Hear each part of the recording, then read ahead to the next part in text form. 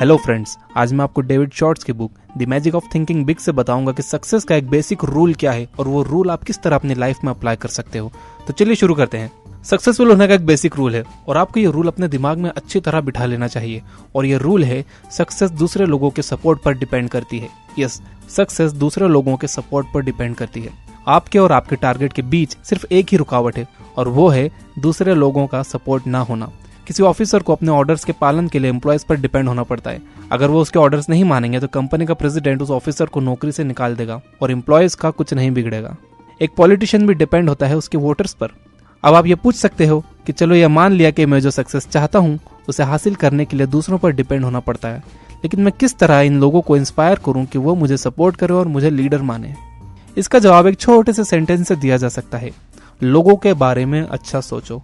जब आप लोगों के बारे में अच्छा सोचोगे तो वो आपको पसंद करेंगे और आपको सपोर्ट भी करेंगे। इस बात को ठीक से समझना है कि किसी भी इंसान को ऊपर की तरफ नहीं खींचा जाता, बस सपोर्ट दिया जाता है। किसी इंसान को इसलिए चुना जाता है क्योंकि वो बाकी सबसे ऊंचा नजर आता है और हमें ऊपर की सीढ़ी चढ़ने का सहारा तब दिया जाता है जब लोगों को लगता है कि वो हमें पसंद करते हैं। और चूंकि आप पसंद किए जाते हो तो आपको ऊपर उठाते समय सामने वाले को वजन भी नहीं लगता। सक्सेसफुल लोगों के पास लोगों की पसंद बनने का प्लान होता है। क्या आपके पास है? जो लोग टॉप पर पहुंचते हैं वो इस बारे में ज्यादा नहीं बताते कि लोगों के बारे में अच्छा सोचने की उनकी टेक्निक्स क्या हैं, लेकिन आपको ये जानकर हैरानी होगी कि कई ग्रेट लोगों के पास लोगों को इंप्रेस करने का एक क्लियर और रिटन प्लान होता है। Former American president Lyndon Johnson ने प्रेसिडेंट बनने से काफी पहले सक्सेस के 10 रूल्स तैयार किए थे और इतिहास गवाह है कि वो ये 10 रूल्स को अपनी लाइफ में उतारते थे। उन्होंने जो 10 रूल्स का प्लान तैयार किया था वो ये था। नंबर 1, लोगों का नाम याद रखने की आदत डालो। अगर आप ऐसा नहीं करते हो तो सामने वाले को यह लग सकता है कि आपको उनमें इंटरेस्ट नहीं है। नंबर 2, एक ऐसे कंफर्टेबल इंसान बनो जब आपके साथ कोई हो तो वो टेंशन में ना रहे। आप मजाकिया और एक्सपीरियंस टाइप के इंसान बनो। नंबर 3, अपने दिमाग को ठंडा रखने की आदत डालो ताकि मुश्किल सिचुएशन में आपको गुस्सा ना आए और वो सिचुएशन आपको परेशान भी ना कर सके। नंबर 4, बड़बोला ना बनो। सामने वालों को यह एहसास मत होने दो कि आप सब कुछ जानते हो, आप ज्ञानी हो, अंतर्यामी हो, बहुत बड़े स्वामी हो। नो, ऐसा मत करो। नंबर 5, दिलचस्प बनने की आदत डालो ताकि लोग आपके पास रहना पसंद करें। नंबर 6, अपनी पर्सनालिटी से चुभने वाली चीजें बाहर निकाल फेंको। मतलब आपकी ऐसी कोई भी आदत जो लोगों को चुभती हो, चाहे वो आप अनकॉन्शियसली कर रहे हो, उसे एक अच्छी आदत से बदल डालो। नंबर 7, सच्चे इमोशन से हर गलतफहमी को दूर करने की कोशिश करो। अपनी कंप्लेंट्स को नाली में बहा दो। नंबर 8, लोगों को पसंद करने की प्रैक्टिस करो तब तक जब तक कि सच में आप उन्हें पसंद ना करने लगो। नंबर 9, किसी की सक्सेस या अचीवमेंट पर कॉन्ग्रेचुलेट करने का मौका मत जाने दो। साथ ही किसी के साथ बुरे हुए इंसिडेंट पर सिंपैथी जताना भी मत भूलो। नंबर 10, लोगों को स्पिरिचुअल पावर दो और वो आपको पसंद करने लगेंगे। तो लोगों को पसंद करने के इन 10 आसान लेकिन बहुत ही इफेक्टिव रूल्स की वजह से प्रेसिडेंट जॉनसन को उनके वोटर्स और पार्लियामेंट ने पसंद किया। वीडियो रिवाइंड करके ये रूल्स एक बार फिर सुनो। ध्यान दो कि यहाँ बदला लेने की बात नहीं कही गई है। यहाँ ये भी नहीं कहा गया है कि गलतफहमी दूर करने के लिए आप सामने वाले की पहल का इंतजार करो। यहाँ पर इस तरह का थॉट भी नहीं है कि मैं सब जानता हूँ और बाकी के लोग बेवकूफ हैं। इसके अलावा शॉर्ट्स कहते हैं कि आपको दोस्ती करने में पहल करनी चाहिए। सक्सेसफुल लोग यही करते हैं। ये सोचना ज्यादा आसान है और नेचुरल भी है कि मैं क्यों पहल करूं, सामने वालों को पहल करनी चाहिए, उसे मेरे घर पहले आना चाहिए, पहले उसे बात शुरू करनी चाहिए। ऐसा करना तो आसान है, लेकिन लोगों के बारे में अच्छा सोचने का यह सही तरीका नहीं है।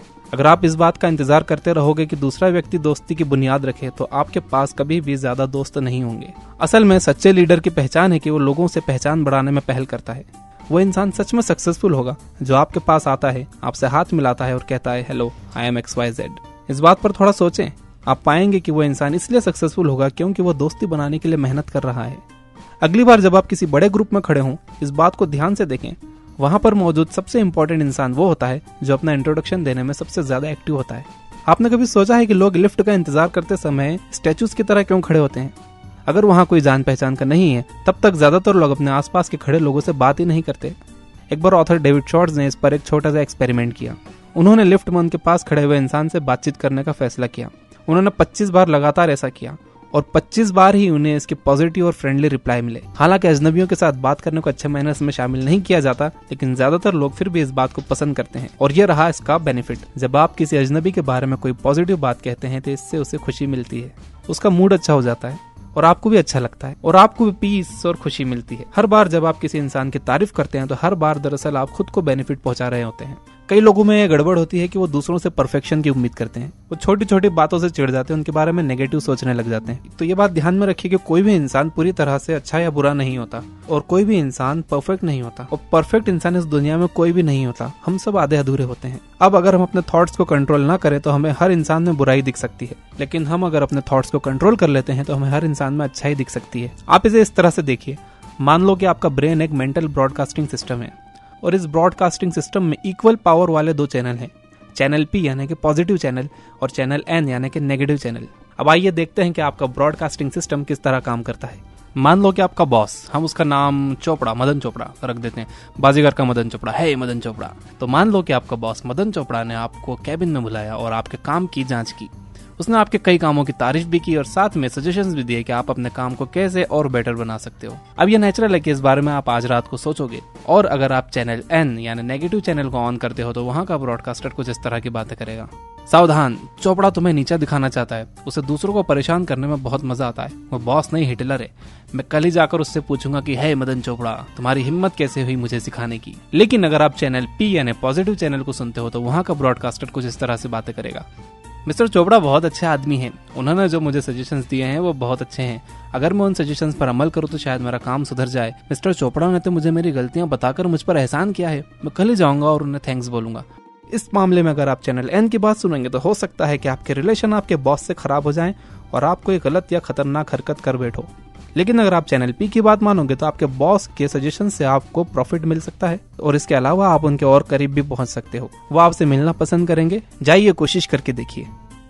और ये बात आप ध्यान में रखो कि आप जितनी देर तक चैनल P या चैनल N की बातें सुनते हो, आप उसी तरह की बातों में सचमुच दिलचस्पी लेने लगते हो और चैनल बदलना आपके लिए उतना ही मुश्किल हो जाता है। ये सच है क्योंकि एक थॉट, चाहे वो पॉजिटिव हो या निगेटिव हो, अपने जैसे कई थॉट्स की चेन रिएक्शन पैदा करता है। आप ही दोनों चैनल के मालिक हो, इसलिए अपने थॉट्स के ब्रॉडकास्टिंग स्टेशन पर काबू रखना भी आपकी ही जिम्मेदारी है। जब आप लोगों के बारे में सोचे तो चैनल P को सुनने की आदत डालें। अगर चैनल N बीच में आ जाए तो उसे बंद कर दें, फिर चैनल बदल लें। चैनल बदलने के लिए आपको उस इंसान के बारे में कोई अच्छी बात सोचना है। तो जब आप अकेले हो तो ऐसा करना तो काफी आसान है, लेकिन असली खतरा तो ये है कि जब आप किसी दूसरे के बारे में नेगेटिव बातें सुन रहे हो, यानी कोई और इंसान आके आपको किसी दूसरे के बारे में नेगेटिव बातें बता रहा हो, तो आपके दिल में भी उसी तरह के थॉट्स आएंगे और आप भी शायद उस इंसान के बारे में नेगेटिव बातें कर सकते हो। और अगर आप अलर्ट नहीं हो तो शायद आप आग में घी डालने का काम कर दो और आप कह दो हाँ और यही नहीं, तुम्हें पता है उसने और क्या क्या किया। इस तरह की बातें पलट कर आती हैं बूमेरैंग की तरह।